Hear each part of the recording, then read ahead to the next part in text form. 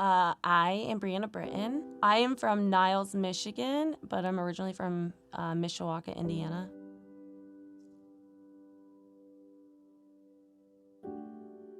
At the time of the accident, I actually worked in a factory. We produced fiber products. It was like a normal day at work. I'd worked night shift. I was cleaning up at the end of my shift. They had started trying to train this new girl like on the ins and outs of the saws. So she had moved over from QC to the saws.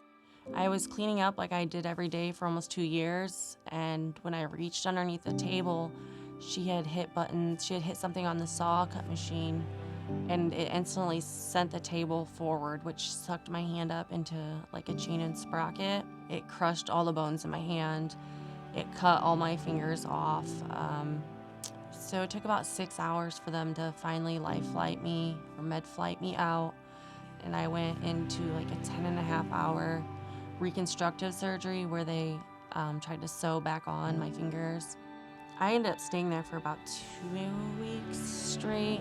Had a few surgeries here and there. They tried everything to save it. And they officially, it was about a month, almost a month, and it was February 21st, I think. They're like, hey, we need to get you into surgery. We're gonna have to amputate it. It was about another 1.5 years of still like healing processes. And I ended up having to have 2 more surgeries on it. It's been a long process. I went through a lot of like darkness at that time. Like I never really, like I said, had a strong foundation with God. I was kind of raised by parents that didn't really speak it or talk about it, or only blamed God when there were things that were wrong, or like this is God's fault, like, or this is why I don't believe and stuff like that. I moved up to Michigan in July of last year. I just found out I was pregnant. We had moved up into the area, and I had just happened to drive by this place called LifePlan. And I'd actually probably drove past it like 16 times, and I'm like, wonder what they do there. I was questioning my pregnancy.